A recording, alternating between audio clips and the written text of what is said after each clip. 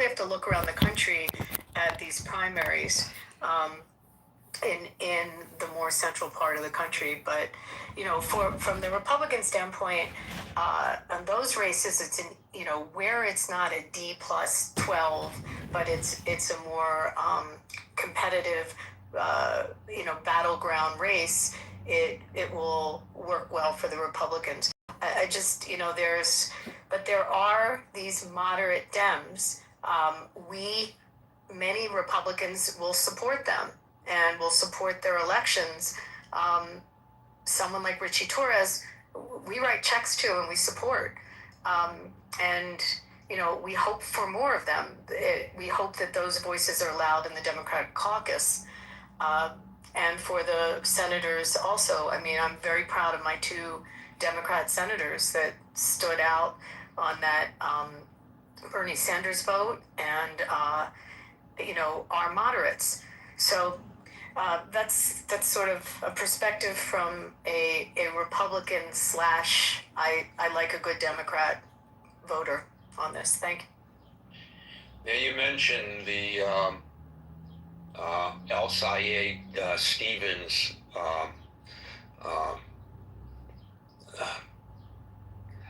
Senate campaign in Michigan, and because I'm a native Michiganian, I kind of keep a close eye on all of that, and I got to tell you that if El Sayed wins, that's going to be great for the Republican Party in terms of their campaign to convince voters that the Democrats have become radicalized.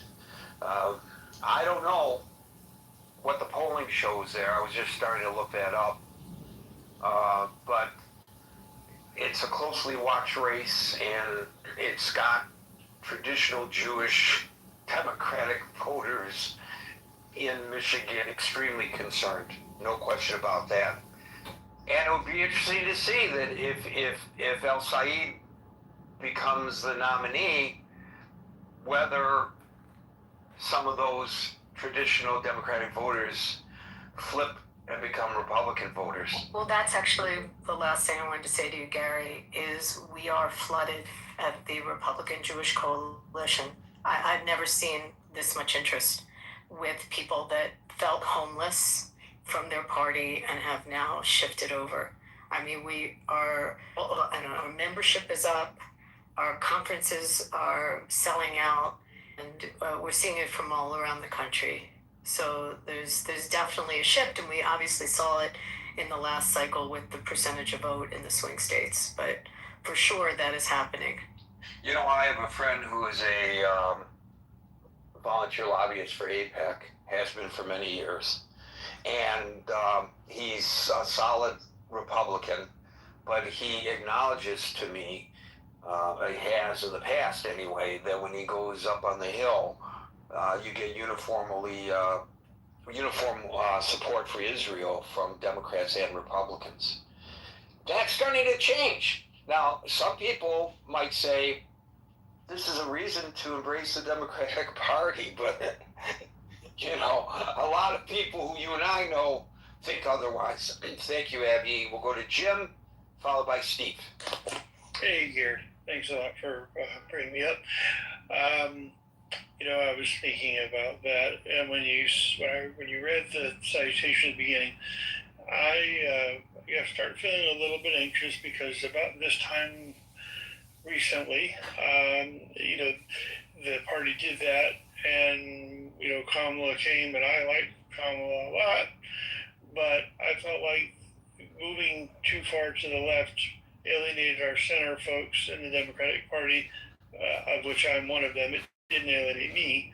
It annoyed me that they waited so long, and I was afraid that there was some foretelling of what was going to happen because of that.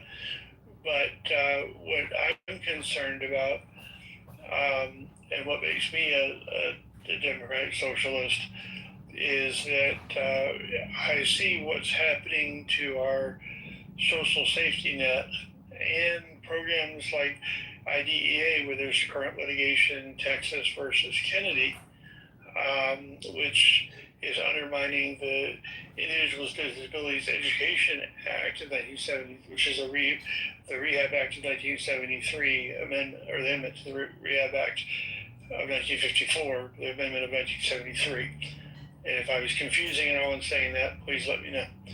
But what I worry about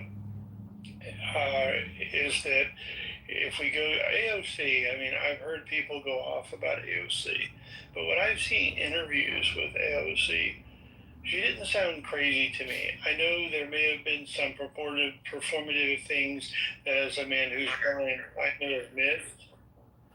And there may have been some other things that happened in Congress that I didn't quite understand, or maybe been blown out of proportion. But to me, she seems like she's got her, her stuff together. To me, she's not an idiot. So it would be interesting to see if she goes further on up the ladder in American politics. I'd be interested to see that.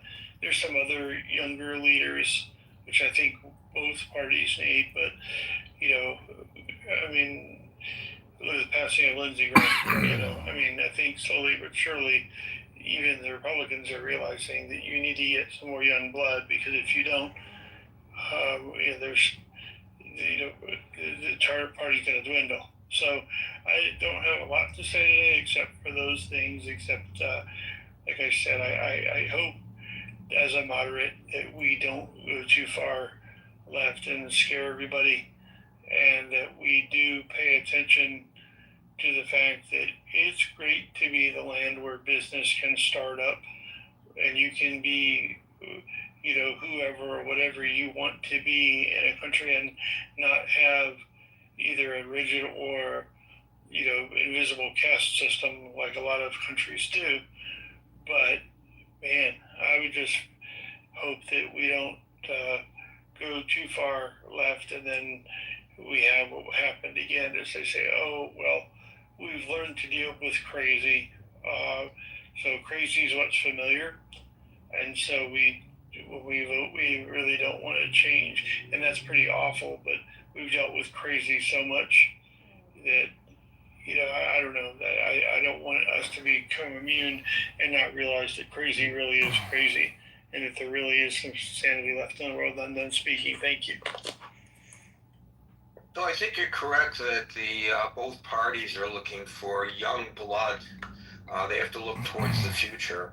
The demographics are shifting in the nation.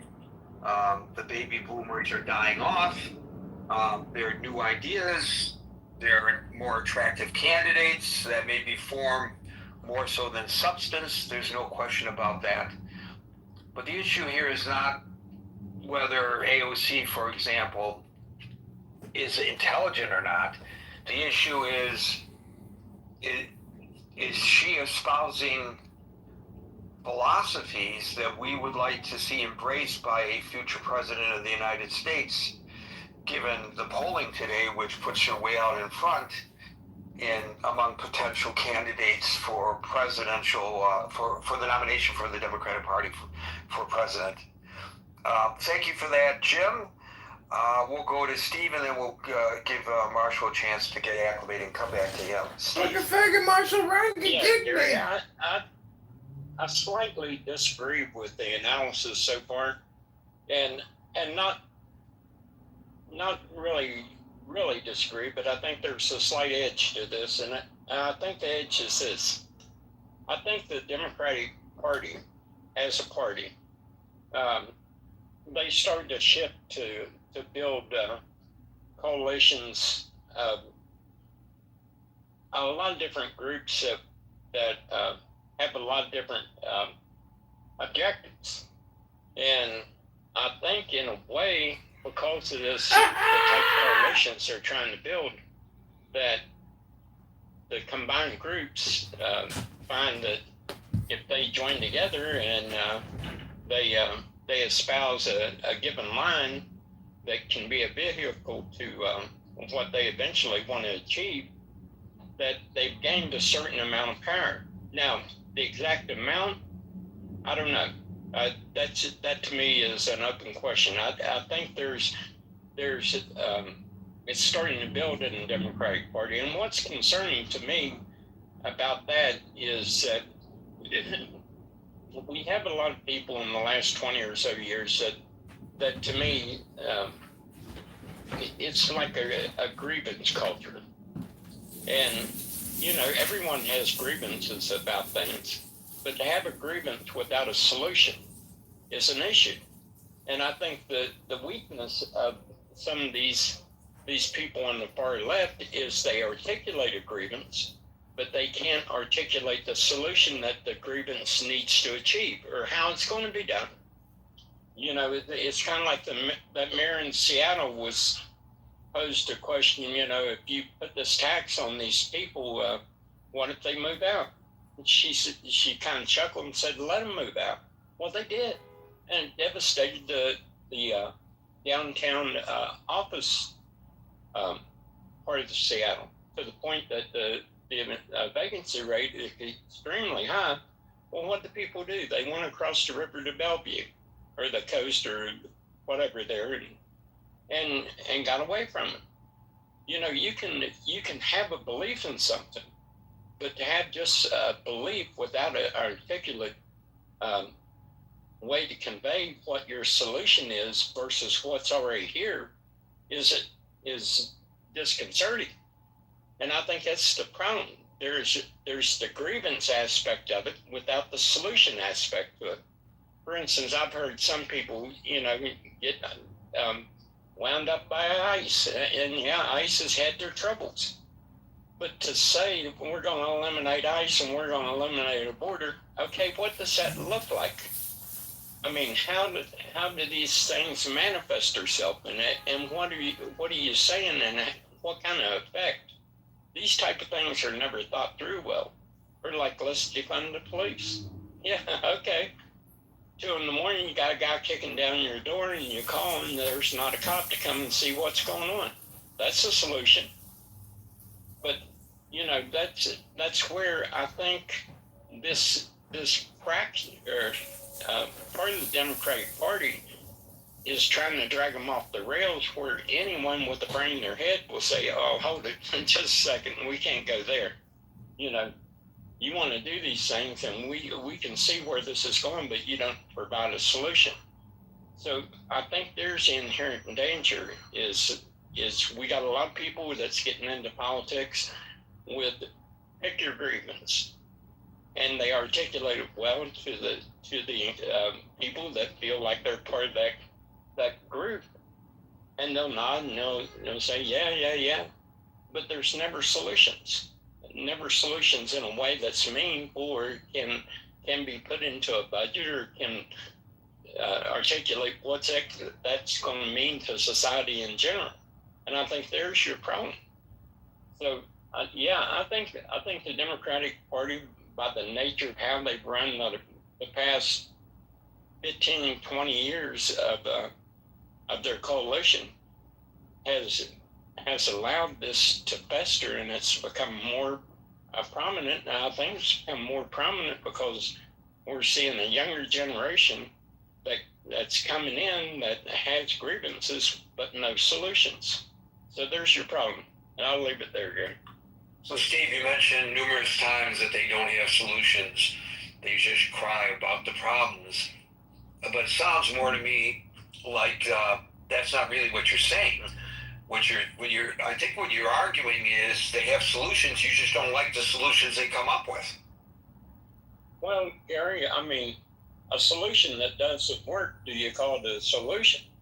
Like, for instance, the lady in Seattle that's the mayor that laughed about imposing a tax on the millionaires and the people in the downtown. Well, she proposed it, she implemented it, and the devastation on real estate values in downtown Seattle has just been unheard of. Now, there's your solution in that particular case. Well, do you call a solution that brings economic calamity to your city really a solution, or do you call it a mistake? And that's what I'm talking about. Thank you, Steve. We'll go to Marshall, followed by Les. Hey Gary. From my particular observation post from the outside looking in, yeah, it looks like they're encountering what the Republicans encountered when we moved right.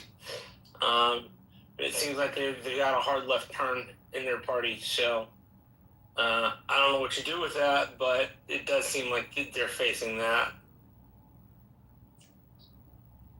How does that, if in fact is the fact, or even if it's just the perception, affect elections?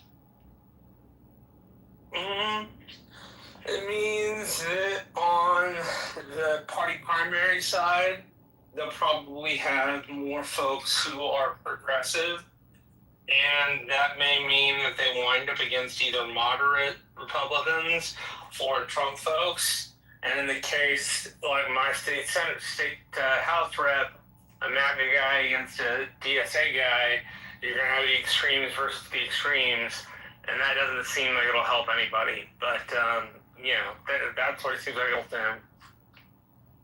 So let's put it on a very personal note. You campaign professionally for Republican candidates in Texas.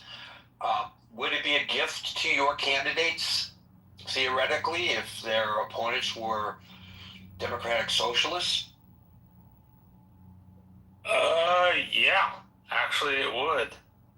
They would be, the DSA has some pretty crazy ideas. So yeah, that would be a gift to us. I'd like to see that in the Rio Grande Valley. I don't see how those kinds of policies resonate to where a candidate such as that could get nominated by the Democrats down there. But, we'll see. As I said earlier before you jumped on the stage, there are some candidates in some areas that are not typically progressive strongholds that are running on Democratic Socialists of America philosophies, even if they don't call themselves DSA members. And that'll be an indicator if they're successful. It's one thing for someone in the West Coast or Portland or Seattle to get elected on these policies, or here in New York City. It's another thing in Tulsa, Oklahoma. Well, Tulsa may be an exception too, but the rest of Oklahoma. And, it'd be very interesting to see if any of them are successful in their political endeavors. Thank you, Marshall. We'll go to Les, followed by Hanson. Gary, also, let's just look at what if we had a Bernie Sanders Democratic Socialist or social democracy, however you frame it, however Bernie would frame himself on a given day, of 2016 or even 20, I think it would be different. I think if you have, because Bernie Sanders is not a creature of the cultural left the same way, right? And so it wasn't about Palestine or wasn't in some of the identitarian frames that the DSA does. So I think if you had a Bernie Sanders, or Fetterman was close to Sanders for a while, as far as that sort of left-wing populism, or Plattner. You saw Plattner didn't vote Fetterman; he was crazy. I don't know that you couldn't, or the non-identitarian, left-wing sort of populism could. I think the problem is more the identity politics, the radical sort of anti-Israel. I think that stuff, the cultural politics, which aren't traditionally a part of a socialist agenda, right? So I think the non-identitarian, non-sort of cultural leftist socialism might do better than you think in the hard one. I don't know whether Plattner is a good example, because Bernie Sanders is, because how he resonated nationally. I think progressive politics is fairly prevalent in Maine, right? You also have an expert consensus. I don't know Maine that well. Maine's, as Abby told us, Maine's Man's a unique creature, right? So I don't know. And they often essentially. But Plattner was a left-wing populist for sure. Isn't the bigger question, Scott, who called him out within his own party? I mean, one of the other issues is when there's the bad egg, do the Dems call it out? The ones that in them, like stupidly, like Elizabeth Warren, etc. But when they have a bad one, I've seen Republicans call it out. I cannot remember the election. It was a Senate election. It might have been Louisiana or Alabama. Maybe it was Alabama, where someone was running and there was issues with him. I don't know if it was with molestation or something like that. And I'm blanking on his name. It'll come to me. And you had the Republicans removing themselves from that. The general RNC separated themselves from him, and Republicans called him out. One of the questions is, when there's the Plattners and the extremists, look at who's endorsing and who is saying this is just wrong. They did call out the woman in Texas that wanted to put us all in concentration camps. I mean, I think that was a good thing. The majority of them called that out. But have they all called out Plattner? Right, yeah, no, Abby, that's a problem. And Plattner maybe is a bad example, but I will say Plattner, before we knew how problematic he was closer to sort of Bernie Sanders economic populism than he was to say, I think, Hillary Clinton's, economic strength, right? I mean, I think that's, and again, it would be interesting. Steve Bannon has said this. Steve Bannon said, he was disappointed that Hillary, that basically the Democrats sort of put the finger on the scale for Hillary, because he wanted to see a left-wing versus right-wing populist, right? And had Bernie gotten the nomination, you would have seen that, right? You would have seen two populists against each other, a right-wing brand and a left-wing brand, right? Whereas what we got was a right-wing populist, at least rhetorically. We could talk about how populist Trump has governed, and that could be issue by issue, but at least rhetorically in the campaign versus, what is less populist than Hillary Clinton? If you looked up anti-populist on Wikipedia, it would be a big picture of Hillary Clinton, right? And I think Kamala Harris wasn't far behind, right? But again, the problem is we have this left-wing populism that's so culturally alienating. And I think if you had Bernie's left-wing populism in 2016, it would speak to the heartland. Again, Fetterman wasn't far from that when he got elected. Bernie was campaigning with him. But Fetterman wasn't crazy culturally, right? So, these are the issues I think. That is the thing I fear, is I fear that the party, I don't fear the Democratic Party gets dragged to where the DSA is economically. It's not going to happen. Just because, again, the donor class, these people, look at how much, when people used to say to me, Obama's a socialist, I would say, look, Wall Street people don't give money to socialists, okay? The issue is not the economic stuff, it's the cultural stuff. It's that the DSA would infect the party culturally. And you see it now. We talk about Israel a lot, but look at the J Street position now. The J Street position, which used to be sort of like, I hate Netanyahu, but I love Israel. And it's kind of, and I always defend. That's become like a hardcore right-wing position now. That's the most extreme right. That's even untenable now. What can't even have? No. First of all, they never embraced Israel. But this is not what the room's about. But no, I have a lot to say about J Street. So okay. Well, let's next. And by the way, it was Roy Moore that I was thinking of. That Mitch McConnell removed himself from, and the head of the RNC, and the president. Everyone separated themselves from him. Well, that's why Franken got torpedoed, because it was in response to Roy Moore. So Democrats thought we have to police ourselves, and Franken was the guy of the hour. But no, I just think that, look at Israel, right? And now that, with the dance Rahm Emanuel has to do, that is what scares me, is that you'll get this rhetorical stuff becoming mainstream. The the abolish the police, the abolish it's stuff that I think is never going to happen, but it's stuff that rhetorically infects a party, right? And I think if that sort of rhetoric, those sort of cultural politics become mainstream, that's going to hurt the Democratic Party. Again, I don't think any mainstream Democrat's ever going to be a socialist, just because you're not going to get enough money to get elected.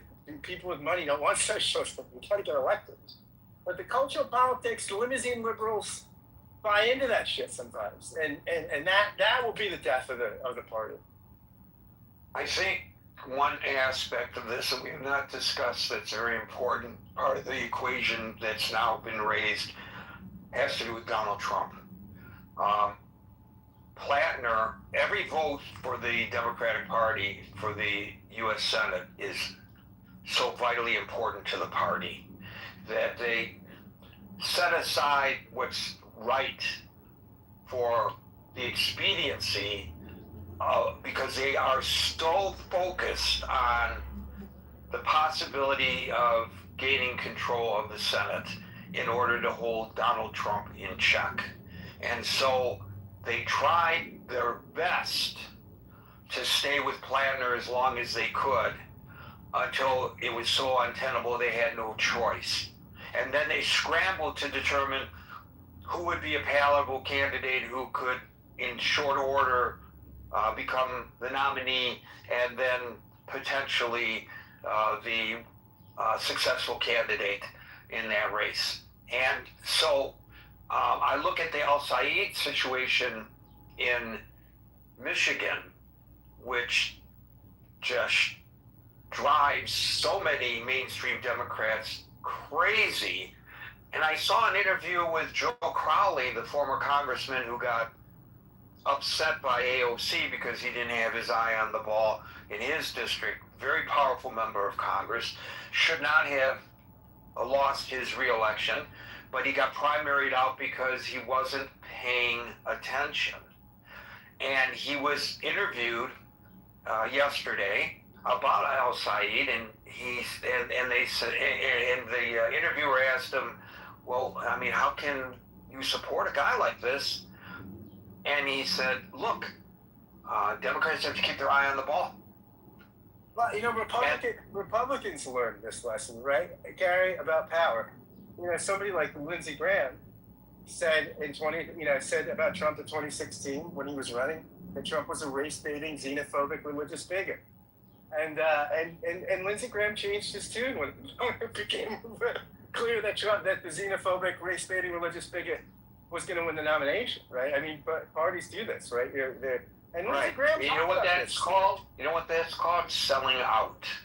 Well, when I saw Joe Crowley on television yesterday, that live interview, I turned the TV off. I said, this guy's a sellout. And I had a lot of respect for him when he was a congressman here in New York. What a sellout. You mean you can't stay true to your values because the overriding issue is making sure that you regain control of the Senate to put this horrific President Donald Trump in check? So that's more important than standing up for what you truly believe in? So you support somebody who's opposed to your point of view? This is just ridiculous. And this is the problem with party politics right now, Scott. It's come out quite, in a lot of interviews and stuff, post Lindsey Graham, that this was calculated by Graham, right? That he didn't really change his views necessarily. He just wanted to be relevant and powerful. I thought that he was probably better off closer to the president than far away. So he didn't really change his views on Trump. He just changed the way he dealt with Trump. And so, parties do this. And you're right. I think it's sad, but it's people are. What is Steve Appel, my friend here? So the number one goal of a politician is to get elected. The number two goal is to get reelected. And so often you see this kind of hypocrisy, or at least a lack of conviction. But this is the nature of the game. Indeed, less followed by hands. So I think Mandami is probably the most famous of the Democratic Socialists, and first of all, what got him elected too was that he was media savvy, and his mother is the famous director Mira Neer. So he knows how to present himself and tell a story. But that only takes you so far. You got to do the job. And, these are old ideas. The idea of having government-run grocery stores, and they haven't worked in the last 100 years. And so I don't know what makes them think it'll work in the future. There are ways you could have it done. You could take money from people in New York State, perhaps, and subsidize it. But it's just there's no free lunch. The best way to do things is to do whatever you can do with capitalism, and then use government to fix where capitalism doesn't work. There isn't really a market. And so if you have government grocery stores, why should any other grocery store come in there, or the small mom and pop stay, if they're being unfairly competed with? If you have housing and you say we're not going to allow people to make money from their housing, rich people are just going to take their money and invest it someplace else, and there just won't be as much housing stock. There's a competition for capital, and if the local government says you can't make money with housing, then people will invest in something that is more lucrative. So I'm just hoping that with Mr. Mandami, they hold his feet to the fire. Just like I said last week, they should do with Mr. Trump and some of the statements he's made in the past. Check on him. Just have newspaper stories, and 3 months from now, just put a, just see how that's going.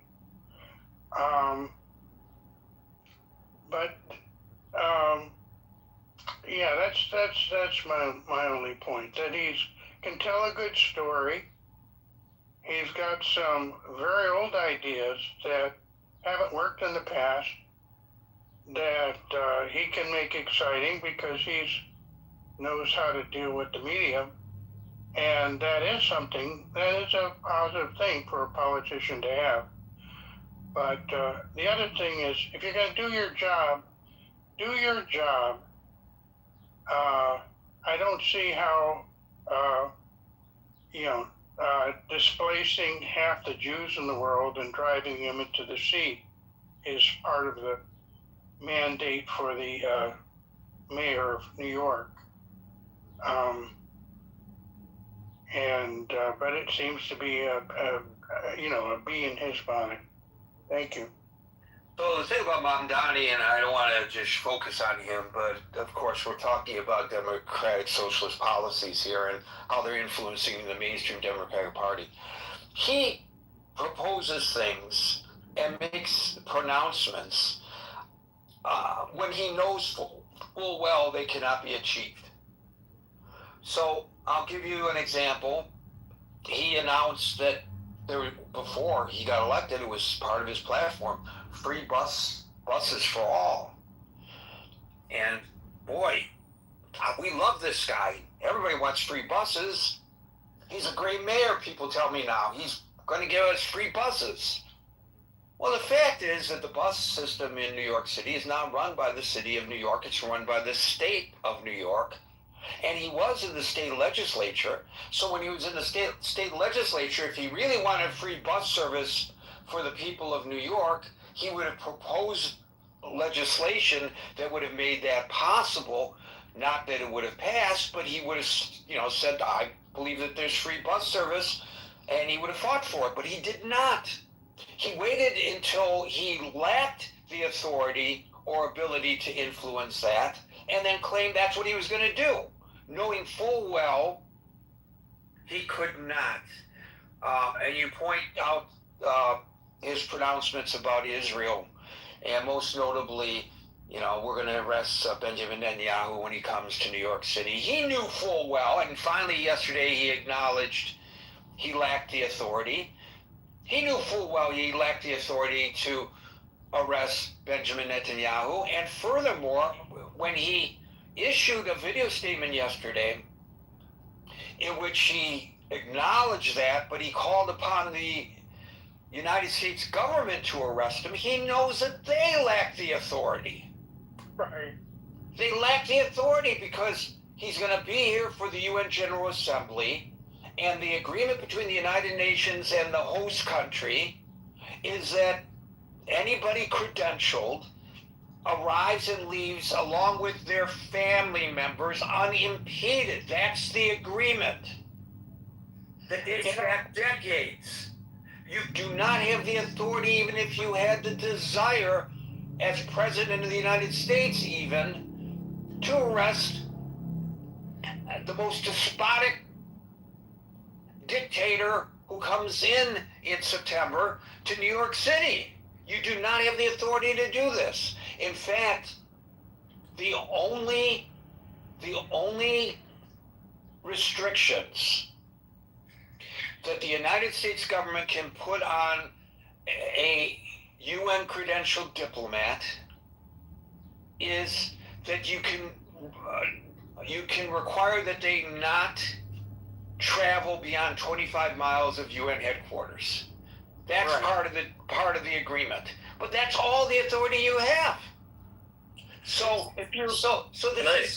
this is all nonsense, and he knows it's nonsense, and yet he espouses it. And the thing is, these idiot voters in New York City, oh wow, this is great, yeah, free Palestine, free buses, etc., and they all think he's doing a great job, and he hasn't done a thing.